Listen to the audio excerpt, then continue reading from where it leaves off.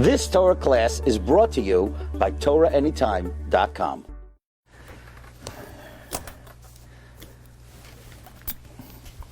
Okay, it's a kavod to be able to share with you some thoughts about our chaver, our yedid, Rav Shmuel Tzvi ben Shalom. The truth is that I go back with Binyamin, as Binyamin mentioned, over 25 years.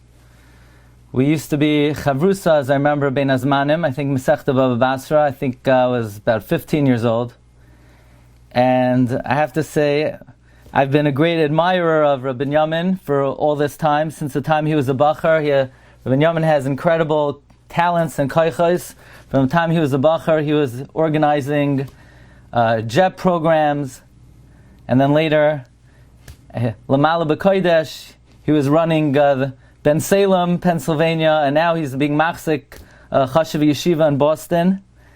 And I take a lot of pride being a friend of Rabbi Binyamin, somebody who really uses all of his talents, he's makdish all of his abilities to Klal Yisrael and to Avodas Hashem. And I go back with Reb Dovi. Actually, I don't know if he remembers, I was his junior counselor in Camp Monk many years ago. And also I get tremendous nachas from seeing how he's developed in such a chashuva ben Torah. And we're here today to speak about Reb Shmuel Tzvi ben Shalom. As Binyamin mentioned, in life you never know. You never know what a maisa that you do and the ramifications it might have. Baruch Hashem, now I have the chus to give shiurim, and a very big hashpah in my life was when I was a young bacher. I used to go over to Binyamin's house all the time, and Motzei Shabbos, Rav Heshy would take us to Rabbi Reisman's shiur. I must have gone maybe 24 times. And that's something that had a very big hashpah on me. And it's a kavod to be able to just share a few thoughts on the occasion. During this very difficult period for Klal Yisrael, so Nebuch, we lost some of our greatest gedolim, great luminaries, Gedolei Yisrael, karbanos for all of Klal Yisrael. But one of the precious karbanos that Klal Yisrael lost was Reb Heshy. A yid, he worked. He was nana miyagia kapav. But when he learned Torah with a simcha, with a hislavos, with an avas ha-Torah, like a gadol b'Yisrael. So I was asked to speak about the subject of simcha, which is most appropriate for the memory of Rav Shmuel Tzvi ben Shalom. Just the inyan of Simcha. What is Simcha? What is its role in Avodas Hashem? How do we categorize it? How do we classify it? What is its meaning to us? It's interesting, at the bar mitzvah of the Chassam Sofer's son, the Chassam Sofer posed the question.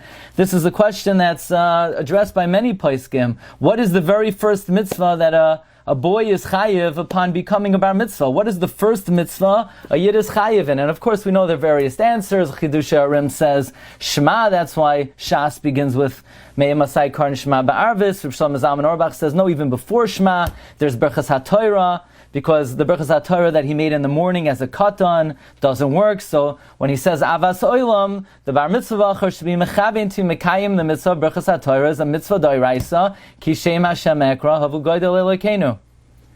But the Chassam Sofer said differently. The Chassam Sofer said the very first mitzvah that a bar mitzvah boy is chayiv in is the mitzvah of Kabbalas oil mitzvahs b'simcha. There's a mitzvah in the Torah to be mekabel to do mitzvahs b'simcha. V'shteit, where does it say you have to do mitzvahs b'simcha? So the Chassam Sofer said, Tachas ha'shaloi avadetas Hashem leikecha b'simcha.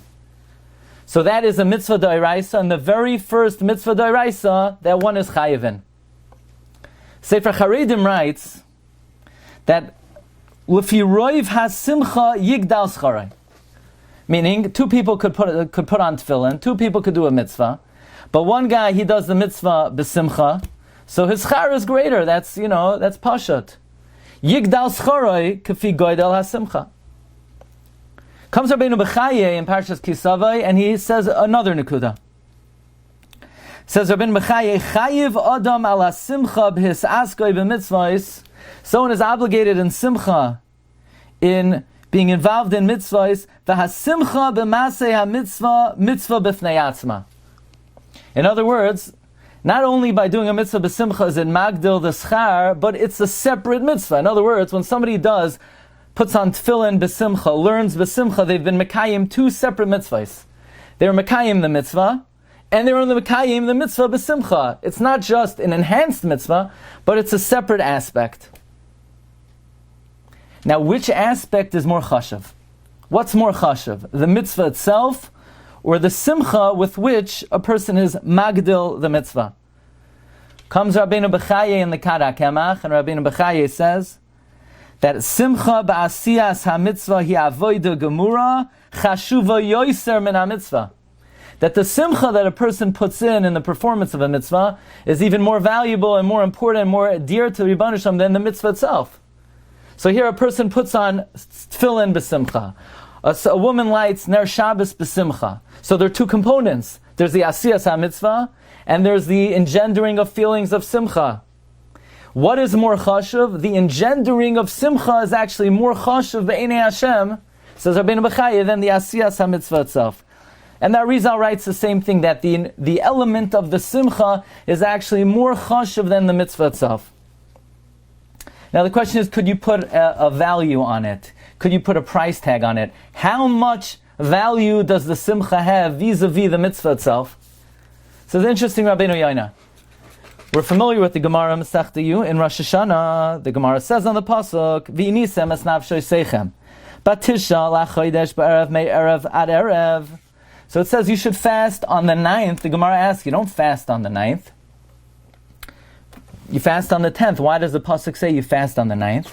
Says the Gemara, anybody who eats on Erev Yom Kippur, it's as if they fasted on the 9th and the 10th.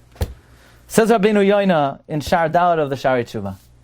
Why does someone who eats on Erev Yom Kippur, why is it reckoned, why is it considered as if they fasted on the 9th and the 10th? Now it's interesting. The Gemara seems to be saying that eating alone on Erev Yom Kippur is like, in and of itself, fasting on the 9th and the 10th. Now, you'll fast tomorrow also, but the eating alone is like fasting on the 9th and the 10th. Says Rabbeinu Yoina, because Yom Kippur is a mitzvah, Tshuva is a mitzvah. All mitzvahs you have to do b'simcha. That's why we make a Suda on every Yom Tif. Yom Kippur, obviously, you can't make a Suda on Yom Kippur. So the Suda of Erev Yom Kippur is demonstrating that your Tshuva on Yom Kippur is b'simcha. Memela, says Rabbeinu Yoina, fasting on Yom Kippur is worth one day. But if you do it b'simcha, that simcha itself is reckoned as 2 days fasting. In other words, when a person does a mitzvah b'simcha, the mitzvah is worth one, let's say, and the simcha is valued in and of itself as 2. The simcha shel mitzvah has double the value of the mitzvah itself. There's an interesting tshuva in the Rimagash, one of the earliest of the Rishonim. The Rimagash has a chiddush that even though all brachas are d'Rabbanan, there's one bracha that's d'Oraisa. So you say, brachas ha-Torah. No, not brachas ha-Torah. Brachas ha-Mazon. No, not brachas ha-Mazon. The Rimagash in a tshuva, Rimagash writes, the bracha of Shachiyanu is a bracha d'Oraisa.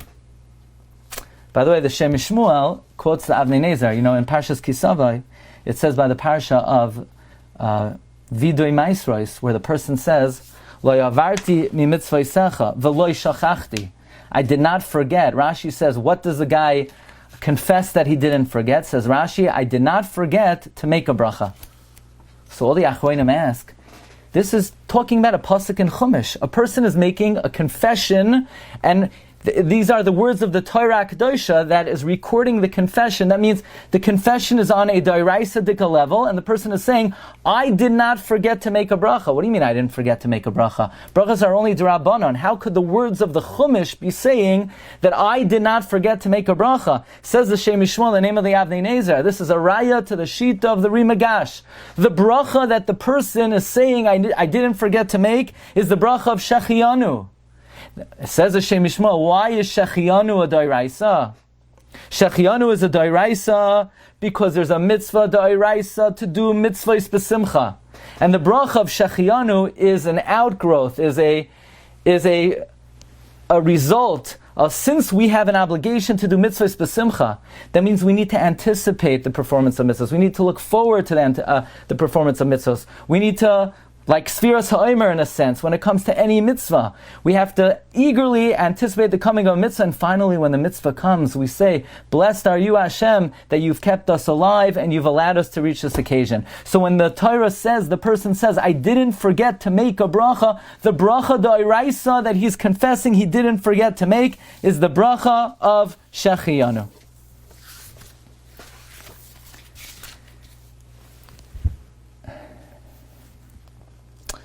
The Gemara Nadarim asks, and the Gemara quotes a pasuk in Yirmiyah Nechama of the Haaretz.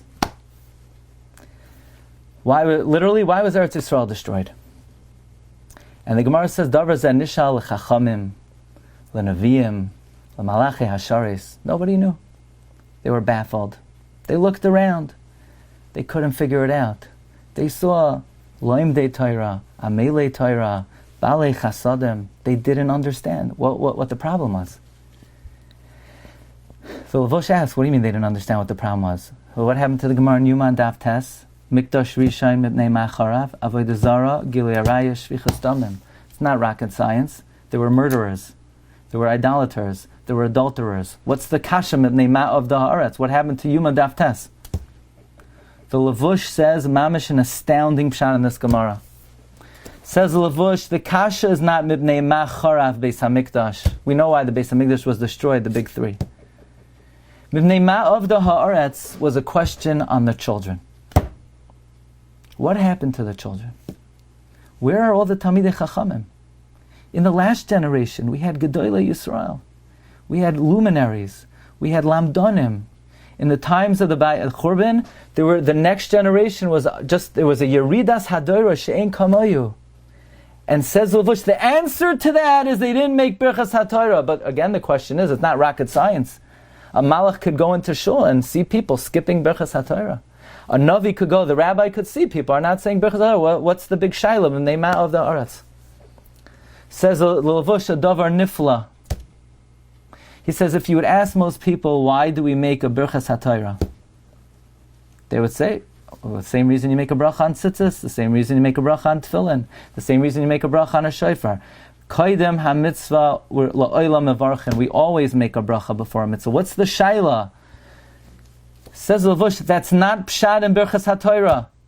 The problem was, in the Dara of the Churban, you know why they made a bracha on the Torah? Because they thought it was a shofar and a lulav, and a tefillin, and a tzitzis, and a ner Shabbos. So they only made a bracha because it was a mitzvah, but they made a fatal error, says Lavush. That's not why we make Birchas HaTorah.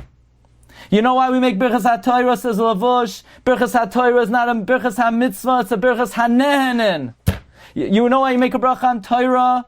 You make a bracha on Torah because you make a bracha on Snapple, and you make a bracha on pizza, and you make a bracha on candy. So you have to make a bracha on Torah because it's so geschmack, it's so enjoyable. But when a kid comes home and he sees the father, and the father is reciting Birchas HaTorah, and the kid says, Tati, what are you doing? And the father says, what do you mean? I'm making a bracha. I'm about to learn Torah, like I'm about to blow a shofar. And the kid says, that's why you're muching yourself for an hour? All you're doing is a mitzvah? I could think of better things to do with my time. Mipnei Ma of the Haaretz. Because they made Birchas HaTorah, but they made the bracha as if it was a Birchas HaMitzvah. But they didn't make a bracha as if it was a Birchas HaNehenen. Mipnei Ma of the Haaretz. How is somebody zoichet to children? Like Reb Heshy. I know Reb Binyamin for 25 years. I know Reb Dovi, and I know the sisters for many decades. All of them. Kulam ahuvim, kulam berurim, kulam kedoshim.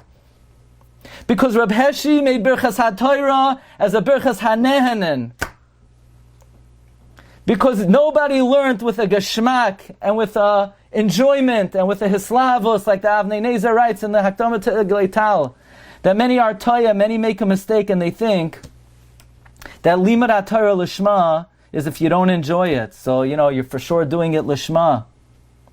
No, says Avnei Nezer, the ikar limud that courses through your veins, the ikar limud that makes a roshim on your neshama, the ikar limud that becomes part of your personality is Torah b'simcha. And I could be made bra kara davuha. We could say about Rav Heshy's children, this is their limud as well. This is their legacy. Because when you make Birchas HaTorah as if it was a Birchas HaNehenin, then you're zoichet to what it says. That if it's V'harev na Hashem Elokeinu es Divrei Seirascha Befinu, if the Torah, Rebbeinu Shem, is sweet in my mouth, then Memela V'niya Anachnu V'tze'etzo'enu V'tze'etzo'yamcha Beis Yisrael Kulanu Yoidei Shemecha.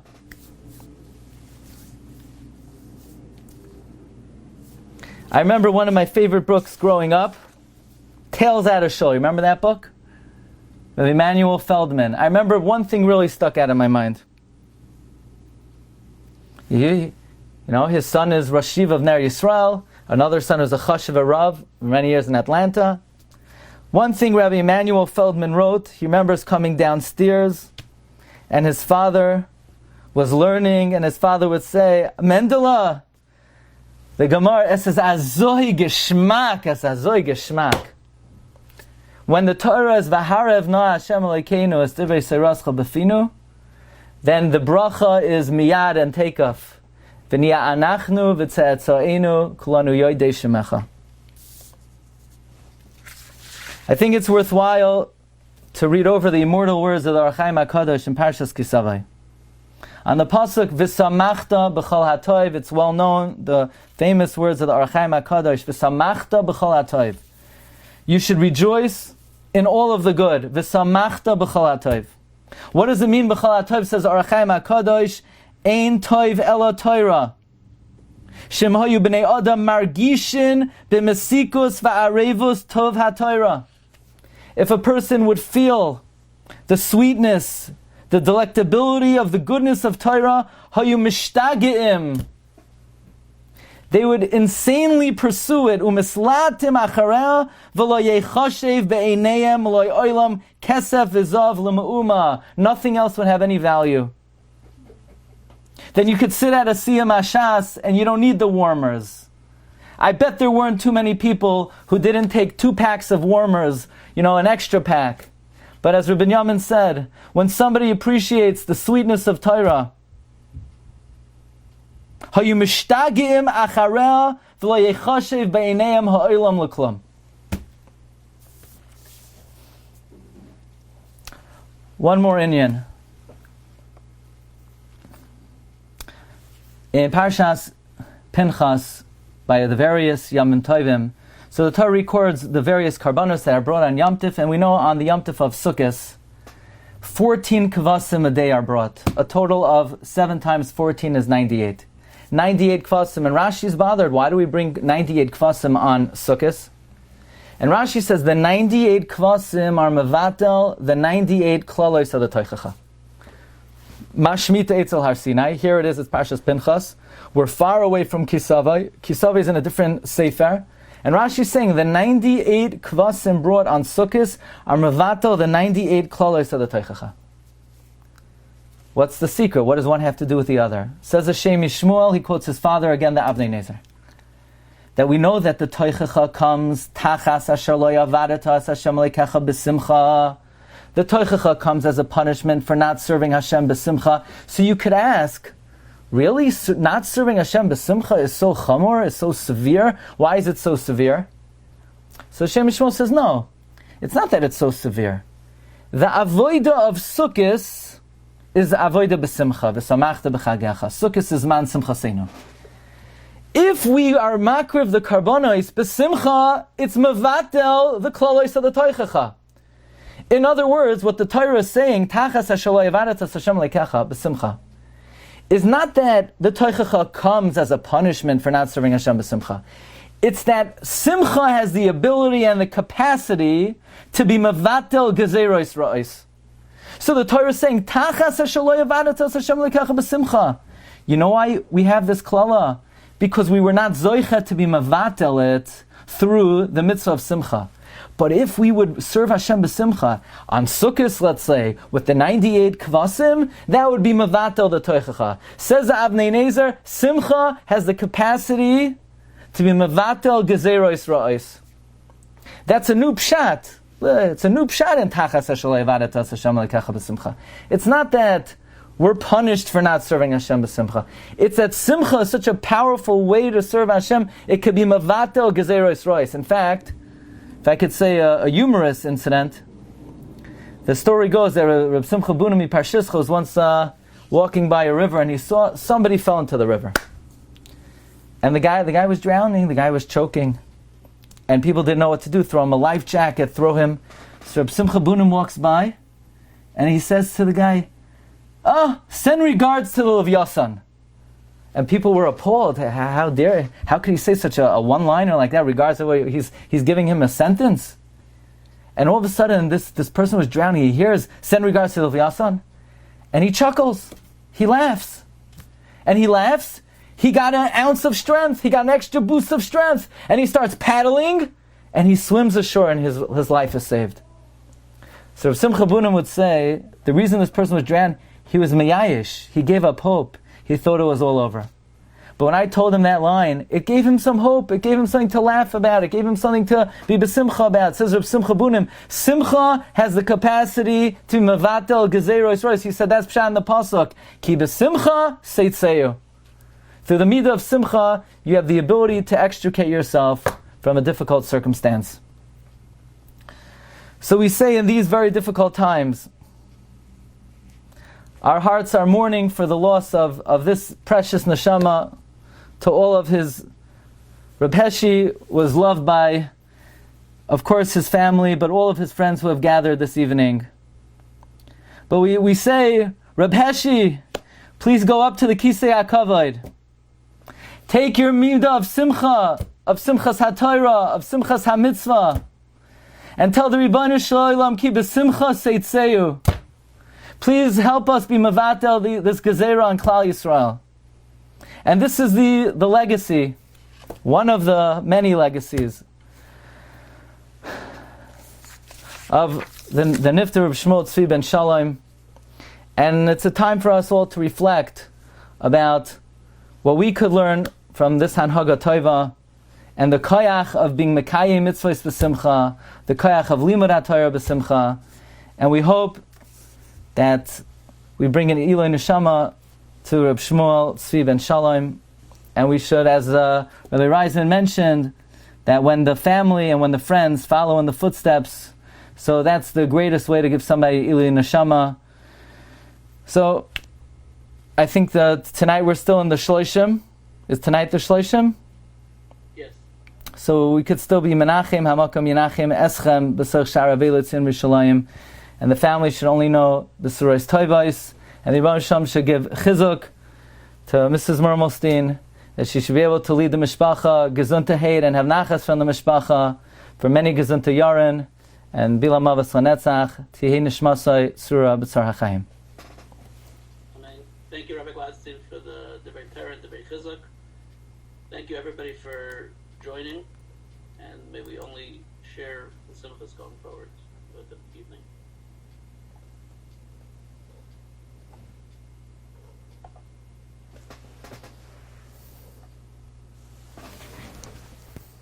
You've just experienced another Torah class brought to you by TorahAnytime.com.